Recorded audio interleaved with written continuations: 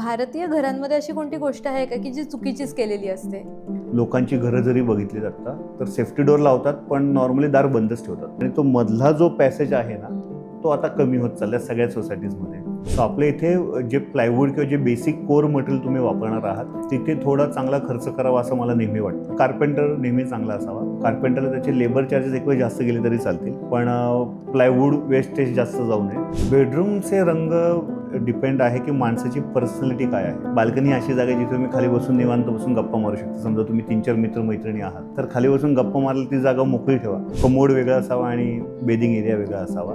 So बऱ्याच लोकांच्या नवीन कपल्सच्या पण सध्या ह्या डिमांड आहेत. तुमचं घर हे तुमच्या पर्सनॅलिटीविषयी बोललं गेलं पाहिजे. पण एखादं कपाट असंच सहज डिझाईन करून जातो, पण तो पुढचे 15-20 वर्ष तिथे राहणार आहे. सो त्याच्या पुढच्या पिढीला पण त्याच्या आठवणी असणार. सो तो म्हणणार आहे माझ्या वडिलांचं कपाट असं होतं, आमच्या जुन्या कपाटात असं असायचं. ते लक्षात ठेवून प्रत्येक डिझायनर डिझाईन केलं पाहिजे. त्याच्यानंतर मला बेडरूमकडे यायला आवडेल. बेडरूम म्हणजे कम्फर्ट मिळण्याची जागा, शांतपणे तुम्ही तिथे स्वतःचा मी टाईम असेल, अशी मी टाईम घालवता येईल अशी जागा.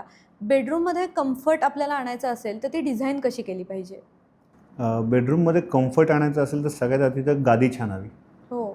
म्हणजे बऱ्याचदा आपण फर्निचर छान हवं किंवा माझं फर्निचर असं हवं. सो एकतर गादी छान घ्या, त्याच्यावर चांगला खर्च करा, काही हरकत नाही त्याच्यासाठी. दुसरे आपण रेग्युलर वापरातले कपडे असतात जे आपण खुंटीला टांगून ठेवतो बऱ्याचदा किंवा हुक्सना टांगून ठेवतो आपण आजच्या भाषेत म्हणायचं म्हटलं तर. सो त्याच्यासाठी आता वेगळं कपाटची प्रोव्हिजन आम्ही करून देतो की जिथे तुमचं मेन वॉर्डरोब आहे त्याच्या बाजूला एक 8-9 इंचाचं आम्ही कपाट करतो. सो ती जागा पण युटिलाइज केली जाते आणि तुम्हाला दाराच्या मागे कपडे लटकवण्याची गरज नाही. जिथे मोस्टली सगळ्या कपलची भांडणं होतात की अरे तुला चांगल्या सवयी नाही आहे, तू हे असंच करतो तसंच करतं. सो तो प्रॉब्लेम तसा सॉल्व्ह केला जाऊ शकतो. कम्फर्ट जर क्रिएट करायचा असेल तर तुमच्या बेडरूममध्ये एकतरी बुकशेल्फ असावा. सो जेणेकरून तुम्ही कधी का ना चाळायला का होईना ते पुस्तक घ्यायला आणि तुमचं मन शांत होईल. सो सध्याचे लाईफ जे फास्ट लाईफस्टाईल चालले, सो त्याच्यात आय सजेस्ट की बुकशेल्फ तर नक्कीच असावा. जमलं तर स्टडी टेबल घेऊ नका, कारण की तुम्ही ऑफिसची कामं येऊन घरी येऊन कराल. सो 24 तासामधले तुम्ही तुमच्या नवऱ्याबरोबर किंवा बायकोबरोबर हार्डली 1 तास असेल जिथे तुम्ही एकमेकांशी बोलणार आहात. त्याच्यातही अर्धा वेळ तर मला वाटतं की डिबेटमध्येच जात असेल. राहिलेला अर्धा वेळ जर चांगला घालवायचा असेल तर मी सजेस्ट करतो की TV, स्टडी टेबल ह्या 2 गोष्टी बेडरूममध्ये नसाव्यात. अगेन हा माझा पर्सनल चॉईस आहे ॲज अ डिझायनर. तुम्ही तुमच्या रिक्वायरमेंटनुसार ते घेऊ शकता. जर वर्क फ्रॉम होम खूप असेल तर एखादा एरियाज तो वेगळा डिझाईन करता येऊ शकतो तुम्हाला. बट स्ट्रॉंगली सजेस्ट आहे की तुम्ही नका करू. बरं. बेडची प्लेसमेंट नक्की कुठे असली पाहिजे? वास्तू मानत असाल तर दक्षिणेला पाय नसावेत.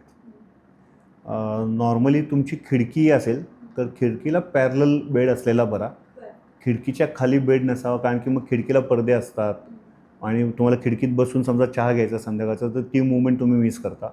जर पडदे असल्याने तुम्ही झोपलात त्याच्या खाली तर तो पडदा वाऱ्याने हालताना तुमच्या डोक्याला लागण्याची शक्यता असते. सो ती पण गडबड होऊ शकते. सो आयडियली खिडकी इथे आहे तर खिडकीला पॅरलल असा बेड असलेला बरा. आणि मग तुम्ही वास्तुतज्ञांच्या हिशोबाने पूर्व पश्चिम आणि उत्तर दक्षिण जे काय तुम्ही फॉलो करत असाल, जर फेंगशुई फॉलो करता फेंगशुईच्या हिशोबाने तसा बेड घेऊ शकता. बरं. बेडरूमचे रंग कसे असले पाहिजेत? बेडरूमचे रंग कम्प्लिटली डिपेंड आहे की माणसाची पर्सनॅलिटी काय आहे. सो मी नेहमी माझ्या क्लायंट्सना सांगतो की तुमचं घर हे तुमच्या पर्सनॅलिटीविषयी बोललं गेलं पाहिजे, म्हणजे बोलणारं असलं पाहिजे. जर समजा तुम्ही खूप शांत आहे की मला खूप फ्लॅशी लाईफस्टाईल आवडत नाही, शांत आवडतं, तो सध्या जे वुडनचे जुने ट्रेंड परत आलेत की आधीच्या काळात जसं वॉर्डरोब असायचं तशा वॉर्डरोबसाठी तुम्ही जाऊ शकता. जर तुम्हाला थोडं स्टेटमेंट करायचं असेल तर सध्या ग्लास डोअरचे वॉर्डरोब्स असतात, ते खूप प्रीमियम दिसतात. सो तुम्ही त्याच्यासाठीही जाऊ शकता की आतमध्ये लाईट आहे वगैरे वगैरे असे. नाही तर मग तुम्ही ट्रॅडिशनल वेनी जर गेलात तर त्याच्यात आय अगेन सजेस्ट की पेस्टल आणि व्हाईटचं कॉम्बिनेशन करा. अच्छा. आणि लाईटिंग कशी असली पाहिजे? शक्य तेवढं कमी लाईट असलेला बरा बेडरूममध्ये. बेडरूम ही अशी जागा आहे की जिथे तुम्ही झोपणार आहात.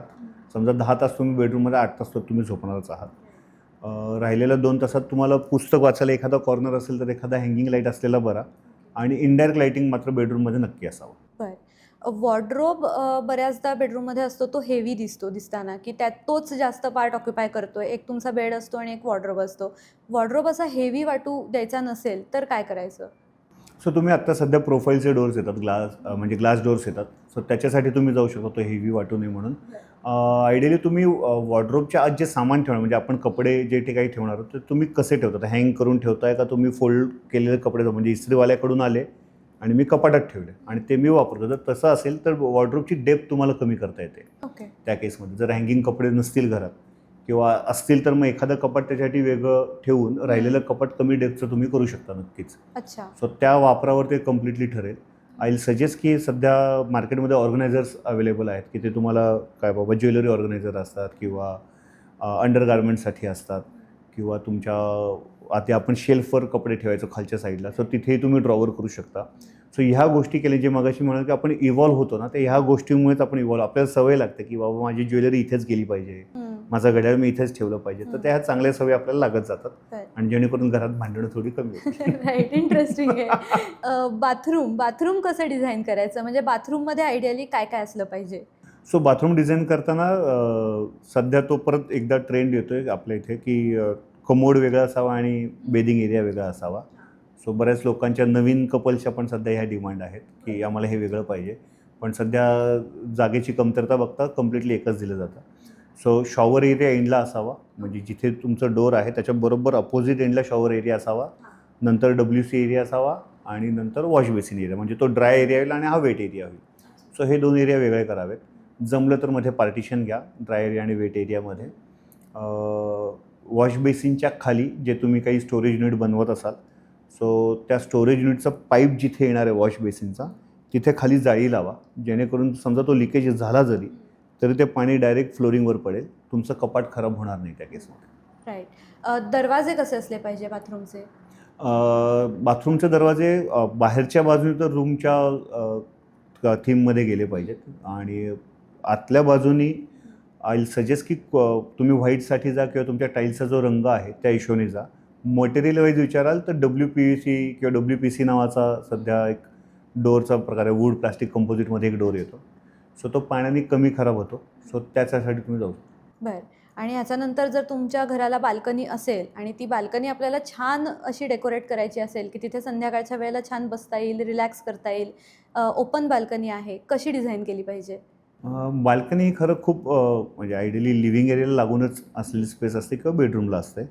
सो लिव्हिंग एरियाला लागून जरी असेल तरी ती खूप पर्सनल स्पेस आहे असं मला वाटतं की ती अशी एक जागा आहे की जिथे तुम्ही शांत होऊ शकता, जिथे तुम्ही तुमची स्वप्न रंगवू शकता, जिथे तुम्ही जर आजी असाल तर नातवाला गोष्ट सांगू शकता, कपल असाल तर तुमचे प्रॉब्लेम सॉल्व्ह होऊ शकतात. सो ती जागा नेहमी ना थोडी मोकळी असावी, तिथे खूप फर्निचर नसावं, असलं तर एखादा छोटासा झोका असावा, जमलंच तर वॉलवर एखादं बुकशेल्फ अगेन असावं. मी स्वतः खूप पुस्तकं आवडतात मला, सो तिथे एखादं बुकशेल्फ असावं. रेलिंग जिथे असतं ना, सो त्याच्यावरती एक तुम्हाला कॉफी टेबल तयार करता येऊ शकतो, जेणेकरून संध्याकाळची वेळ असेल तर कॉफी घेऊन ते मग ठेवायला तुम्हाला जागा असली पाहिजे किंवा काही छान पाऊस पडतो तर कांदा भजी आणि चहा आहे, सो ते ठेवायला एखादा छोटासा प्लॅटफॉर्म असावा. त्याच्याहून जास्त फर्निचर नक्कीच नसावं बाल्कनीमध्ये. सिटिंग असं वेगळं असावं बाल्कनीमध्ये? मला पर्सनली नाही वाटत असलं पाहिजे सिटिंग काही वेगळं, कारण की आत्ता हल्ली आपण खाली बसायचं विसरलो आहे. सो बाल्कनी अशी जागा आहे जिथे तुम्ही खाली बसून निवांत बसून गप्पा मारू शकता. समजा तुम्ही 3-4 मित्रमैत्रिणी आहात तर खाली बसून गप्पा मारायला ती जागा मोकळी ठेवा. जर तुम्हाला मी ऑप्शन अवेलेबल करून दिला बसायचा तर तुम्ही खाली नाही बसणार. जर मी ऑप्शनच दिला नाही की झोका आहे आणि त्याच्यासमोर मोकळी जागा आहे तर एक जण झोक्यावर बसल्या, 2 जण खाली बसले निवांत पाय पसरून बसणं आपण जे म्हणतो ते बाल्कनीत शक्य होईल. अच्छा, इंटरेस्टिंग. ह्याच्यानंतर मला सगळ्या खोल्या झाल्या, आता पुढच्या टप्प्याकडे यायला आवडेल, जो असतो पैसा. कारण एवढं सगळं करायचं आहे म्हटल्यावर मला एक बजेट वेगळं काढावं लागतं. सगळ्यात जास्त इंटिरियरमध्ये पैसा कुठे खर्च होतो, कुठल्या गोष्टीवर खर्च होतो आणि अशी कुठली गोष्ट आहे का की इथला खर्च आपल्याला टाळता येऊ शकतो? कुठे खर्च होतो यापेक्षा कुठे खर्च करावं हे मी सांगू शकतो. बरं. सो तुमचं म्हणजे आपल्या इथे अशी पद्धत आहे की कमीत कमी घर घेतल्यानंतर 10-15 वर्ष आपण त्या घरात परत काही काम काढत नाही. परदेशांमध्ये लोक घरं बदलतात किंवा रेंटवरच ती घरं असतात, त्यामुळे जर 2-3 वर्षांनी त्यांच्या जागा बदलत असाव्यात. सो आपल्या इथे जे प्लायवूड किंवा जे बेसिक कोर मटेरियल तुम्ही वापरणार आहात तिथे थोडा चांगला खर्च करावा असं मला नेहमी वाटतं. फिनिशिंग वाईज तुमच्या चॉईसेस काय आहेत त्याच्यावर तो खर्च ठरेल किंवा तुम्हाला केवढं लक्झुरियस जायचं आहे त्या सगळ्या ह्याच्यात त्याच्यावर ते सगळं ठरेल. पैसे वाचवण्याचं जर म्हणाल तर कार्पेंटर नेहमी चांगला असावा. कार्पेंटरला त्याचे लेबर चार्जेस एक वेळ जास्त गेले तरी चालतील, पण प्लायवूड वेस्टेज जास्त जाऊ नये, त्याच्यात कोणाचाच फायदा नाही आहे, कारण तुम्ही पर्यावरणाचं नुकसान करणार आहात, तुमचंही नुकसान होणार आहे फायनान्शियली, आणि कार्पेंटरने तुमच्यामध्ये वाद नक्कीच होणार की मटेरियल जास्त वापरलं गेलं म्हणून. राईट. सो आयडियली कार्पेंटरला त्याचे लेबर चार्जेस आधीच क्लिअर करून ते थोडेफार जास्त दिले तरी हरकत नाही, पण हे सेव्हिंग तुम्ही नक्कीच करू शकता. अच्छा. भारतीय घरांमध्ये अशी कोणती गोष्ट आहे का की जी चुकीचीच केलेली असते? सो आपल्या इथे लिव्हिंग एरिया जो आहे ना, आपल्या जुन्या पद्धतीत जर म्हटलं तर बहुतेक ओसरी म्हणायचं की गप्पा मारण्याची जागा होती, ती या फ्लॅट सिस्टीममुळे ती आता गेली आहे पूर्ण. म्हणजे तुम्ही लोकांची घरं जरी बघितली जातात तर सेफ्टी डोअर लावतात, पण नॉर्मली दार बंदच ठेवतात. सो मला ते कळत नाही की तुम्ही दार बंद का ठेवताय. जर तुम्ही सेफ्टी डोअर ऑलरेडी केला, त्याच्याला जाळी आहे, वारं खेळतं राहू म्हणून ते तुम्ही सेफ्टी डोअर करता, आणि शेजारचा चेहरा तरी बघतील निदान तुम्हाला. मग एकदा तुमच्या ओळखी झाल्या की तुम्ही बोलू शकता, आणि तो मधला जो पॅसेज आहे ना तो आता कमी होत चालला सगळ्या सोसायटीजमध्ये. सो ती जागा आपण थोडी अवॉइड करतो. घरात तर ठीक आहे की आता घरं छोटीच आहेत, हे आहेत, पण घराच्या बाहेरची जागा आहे आपल्या इमिजिएट, तिथे मग आपल्याला शिवरॅक करायचं असतं, मग रद्दी ठेवायला जागा करायची असते, मग आपल्याला तीही जागा जास्तीत जास्त ऑक्युपाय करायची असते.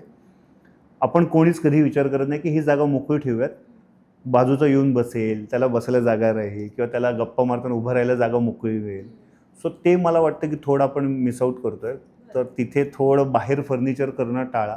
शक्य असेल एखादं शिवरॅक करा, पण बाकीचं जे ॲडिशनल फर्निचर आपल्याला सगळं जे हवं असतं की इथे घेतलेलं दार मी माझ्या पॅसेजपर्यंत पुढे घेतो, ते थोडं अवॉइड केलेलं बरं लोकांनी. बरं. मगाशी तुम्ही भाड्याच्या घराबद्दल पण उल्लेख केला. भाड्याचं घर ज्यांचं असेल त्यांनी ते डिझाईन कसं केलं पाहिजे? कारण की ते अर्थात थोड्या काळासाठीच घेतलेलं असतं. काय कशावरती खर्च करावा, काय वर्थ असतं, किंवा भाड्याच्या घरात अशा गोष्टी केल्याच नाही पाहिजे, अशा काही आहेत का? सो त्यांनी फर्निचर तर नक्कीच बनवून घेऊन ये भाड्याच्या घरात जे आहेत त्यांनी रेडीमेड फर्निचरसाठी जावं. प्लांटर्स खूप वापरले गेले पाहिजेत.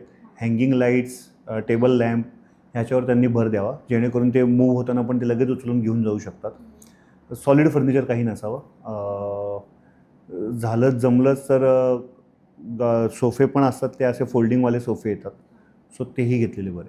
बरं. इंटिरियर डिझायनिंगबद्दल जेव्हा आपण बोलतो तेव्हा एक टीका खूप अशी होताना दिसते की खूप आम्हाला ओव्हरचार्ज केलं जातं आहे किंवा खूप पैसावारी पैसा जातो आहे. खरंच इंटिरियर डिझायनिंग एवढं महाग आहे का?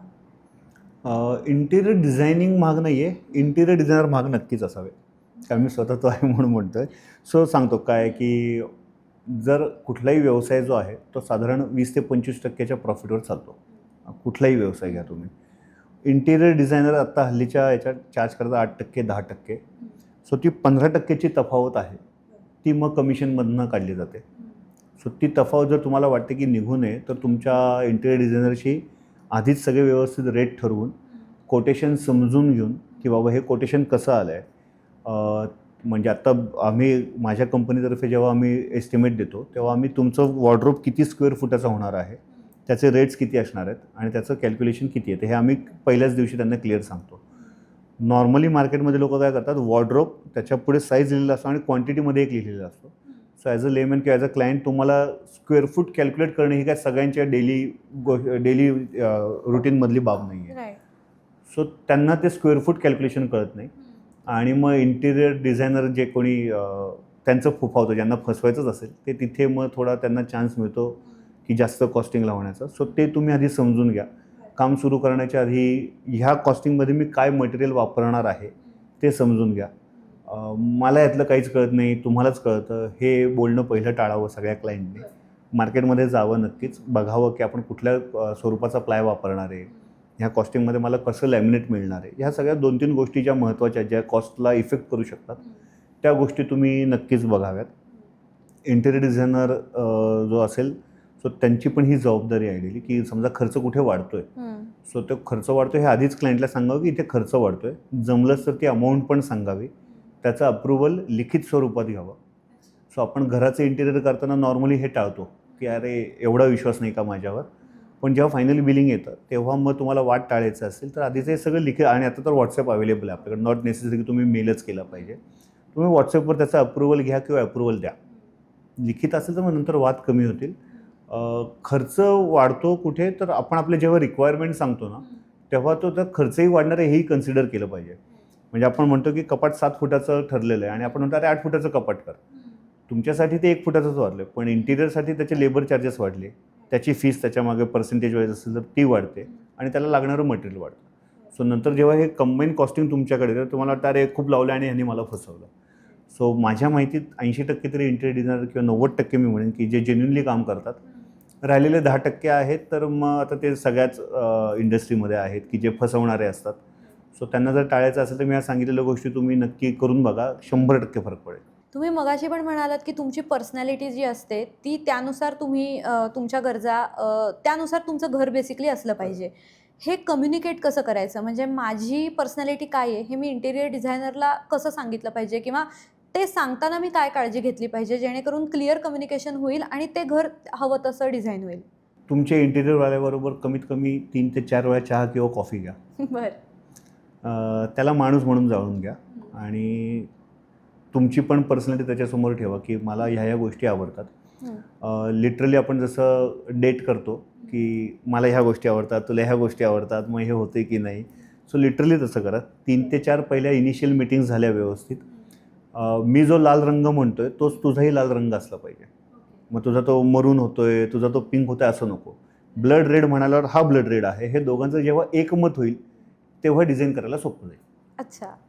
लहान मुलं घरामध्ये असतील आणि वयोवृद्ध माणसं पण असतील, या दोघांच्याही वेगवेगळ्या गरजा असतील, तर त्यांच्यासाठी काय स्पेसिफिकली तुम्ही घरामध्ये सोयीसुविधा केल्या पाहिजेत? वयोवृद्धांसाठी सांगतो आधी की म्हणजे मी बऱ्याचदा असं लोकांशी बोलत असतो क्लायंटशी की तुमच्या काय नक्की रिक्वायरमेंट. सो वयोवृद्ध लोकांसाठी एकतर कमोडवरून उठणे हा मोठा चॅलेंज असतो. बेडमधून म्हणजे कुठल्याही जागेवरून उठणं हा त्यांच्यासाठी खूप मोठा चॅलेंज आहे. सो तिथे ग्रिप बार असलेला बरा की त्यांना काहीतरी धरायला जागा असली पाहिजे. ते कोणावर डिपेंडंट नसावेत. जमलं जर जास्त वय असेल तर घरात ज्या भिंती मोकळ्या असतील स्पेशली त्यांच्या रूममधल्या, सो तिथे थोडा ग्रिप बार लावला तुम्ही म्हणजे आपण रेलिंग ज्याला म्हणतो ते जर लावलं तर त्यांच्यासाठी सोपं जाईल. त्यांच्या औषधाच्या गोळ्या आणि त्यांचं जर समजा इमर्जन्सी बटन असेल त्यांच्या इथे, पॅनिक बटन जर असेल तर ते त्यांच्या साईड टेबलवरच असलं पाहिजे. साईड टेबलला फिक्स जागा असली पाहिजे. सो जेणेकरून ते इकडे तिकडे हरवणार नाही किंवा मिसप्लेस होणार नाही किंवा जेव्हा इमर्जन्सी खरंच असेल इमर्जन्सी तेव्हा त्यांच्या हाताला ते मिळेल लगेच. नाहीतर त्यांना ते शोधत बसावं लागू शकतं. मी शेवटच्या टप्प्याकडे येते. आपला शेवटचे प्रश्न विचारते. चांगला इंटिरियर डिझायनर कसा शोधायचा? काय चेक केलं पाहिजे? ग्राहक म्हणून तुम्ही काय कोणत्या बाबतीमध्ये अवेअर असला पाहिजे? मी जेव्हा क्लायंटशी बोलतो तेव्हा मी त्यांना आधीच सांगतो की तुम्हाला खूप वाटेल की मी कॉस्ट आणि पैसे ह्याविषयी बोलतो आहे. सो ती क्लॅरिटी मला फार महत्त्वाची आहे. तुमचा इंटिरियर डिझायनर तुम्हाला कितपत क्लॅरिटी देतो आहे. कारण की बट ऑब्वियस तुम्ही कुठेतरी त्यांचे प्रोजेक्ट्स बघितलेले असतात, कोणीतरी तुम्हाला सजेस्ट केलेलं असतं, इंस्टाग्रामवर फोटो बघितलेले असतात. सो त्याची डिझाईन स्टाईल तुम्हाला आवडलेली असते म्हणून तुम्ही त्याच्याकडे जाता. तुम्ही स्वस्त आहे म्हणून त्याच्याकडे जात असाल तर तुम्ही स्वतःला चेक केलं पाहिजे एकदा. एस्टिमेटमधली क्लॅरिटी जसं मगाशी सांगितलं की किती स्क्वेअर फूट काम होणार आहे माझं आणि आम्ही सगळे वेगवेगळे घ्यायचे की फ्लोरिंग किती होणार आहे, किचन ओट्याचा खर्च किती होणार आहे, किचन ओट्याच्या खालच्या ट्रॉलीजचा किती खर्च होणार आहे, वरच्या कपाटाचा, असं पूर्ण डिटेलमध्ये घ्या. ते तुम्ही डिटेलमध्ये घेतलं आणि त्याचं कॉस्टिंग तुमच्या समोर आलं की मग तुम्हाला प्रश्न राहणार नाही. समजा तुम्हाला वाटलं की हे कपाट मी छोटं करतो की 49 स्क्वेअर फुटाचं समजा मी काय बाबा 42 स्क्वेअर फूट करणार आहे. सो तुमच्या एक्सेलमध्ये पण तुम्हाला ते चेंज करून कॉस्टिंग लगेच चेक करता आलं पाहिजे की माझं कॉस्टिंग नक्की कुठे चाललं आहे. आणि ज्या ॲडिशनल होणाऱ्या गोष्टी असतात त्या आपण ॲज अ क्लायंट पण लिहून ठेवल्या पाहिजेत की मी हे ॲडिशनल सांगितलेलं आहे. बऱ्याचदा असं होतं की आपण विसरून जातो की यार आपण सांगितलं आणि तो डिझायनर करतो आणि मग नंतर ते वादाचे विषय होतात. सो ती क्लॅरिटी मगाशी जसं म्हणाल की लिखित अप्रुव्हल घ्या, ते सगळ्यात सोपं आहे. सर, क्लायंटकडनं इंटरेस्टिंग फीडबॅक्स तुम्हाला कसे येतात? काय आठवणी वगैरे सांगाल? सो नॉर्मली आपण इंस्टाग्रामवर बघतो तसे तर रिॲक्शन आम्हीच घेतो. पण माझ्या आयुष्यात आत्तापर्यंत लक्षात राहिलेली गोष्ट की जे तुम्हाला ॲज अ डिझायनर पण मला खूप प्रोत्साहन देणारी गोष्ट ठरली असं सांगू शकतो. सो पुण्यातले एक खूप नावाजलेलं नाव आहे, त्यांच्यासाठी मी घर डिझाईन करत होतो आणि घर डिझाईन झाल्यावर फीज घेणं सुरू झालं. खूप जवळचा मित्र आहे माझ्या तो. सो फीज संदर्भात त्याच्या आईशी मी बोलत होतो. त्या म्हणाल्या की मी तुला एक गोष्ट देते, ती गोष्ट तू ठेव. बरं. सो एका एन्व्हलपमध्ये मला एक चिठ्ठी आणि त्याच्याबरोबर अजून एक पेपर असा होता. मी ऑफिसवर जाऊन तो उघडला. तो पेपर म्हणजे ब्लँक चेक होता. सो तिने त्याच्यामागे एक चिठ्ठी होती की ह्या चेकवर तुला पाहिजे तेवढी अमाऊंट तू लिही. बरं. सो अशा गोष्टी ज्या आहेत ज्या तुम्हाला ॲज अ डिझायनर पण किंवा ॲज अ माणूस म्हणून पण तुम्हाला छान वाटतं की अरे आपल्यावर एवढा विश्वास ठेवतात लोक. सो ती गोष्ट मला नेहमी लक्षात राहील की मी किती मोठा डिझायनर झालो किंवा नाही झालो, पण ही गोष्ट माझ्या उभ्या आयुष्यात माझ्या लक्षात राहील. राईट. क्लायंट कधी चिडतो वगैरे का? किंवा नाही पटलं मला, नाही आवडलं, असाही फीडबॅक येतो का? नाही पटलं नाही आवडलं असं होत नाही. क्लायंट चिडतात. मोस्टली ते चिडतात जिथे आपण त्यांना वेळेत घर देत नाही.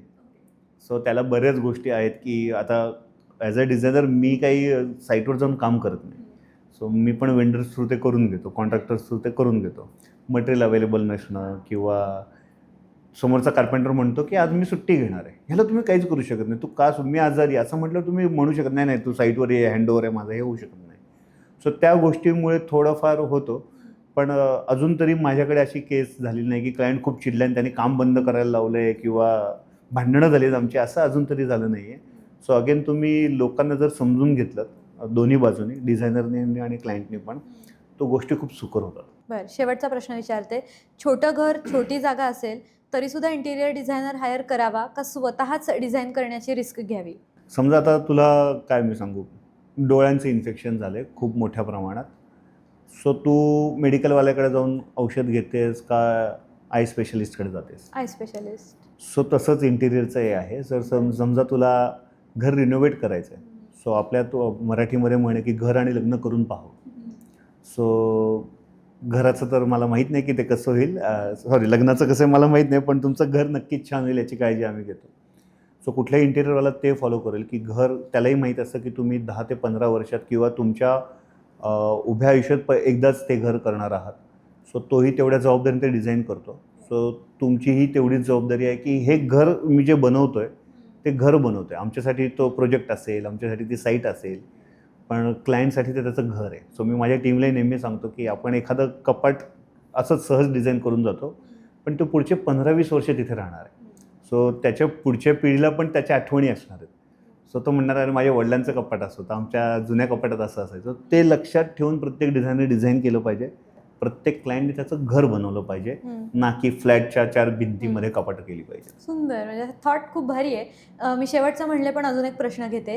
AI खूप बूममध्ये आहे आत्ता आणि हल्ली प्रत्येकाने आपल्या घराचे फोटो जरी अपलोड केले त्या चॅटबॉटवरती तरी त्यांना एक काहीतरी प्लॅन मिळून जातो. तुमच्यासमोर AIच्या येण्यामुळे काय चॅलेंजेस निर्माण झालेली आहेत? मला ॲज अ इंडिव्हिज्युअल AI उलट जास्त सपोर्टिव्ह वाटतं नेहमी. बरं.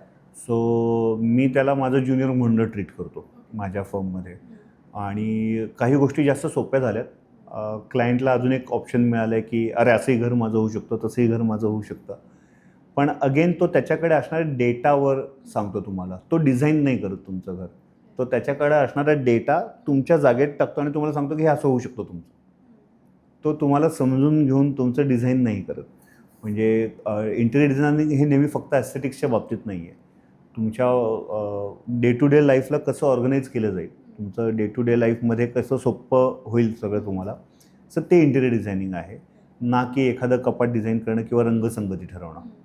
इंटरेस्टिंग. खूप खूप धन्यवाद सर, तुम्ही आलात आणि सोप्या शब्दामध्ये इंटिरियर घराचं कसं असलं पाहिजे डिकोड करून सांगितलं. तुम्हालाही काही प्रश्न असतील तर आम्हाला कमेंट करून नक्की सांगा, आमच्यापर्यंत पोहोचवा. इथेच थांबूया. अशाच इंटरेस्टिंग कॉन्टेंटसाठी पाहत राहा थिंक TV. धन्यवाद.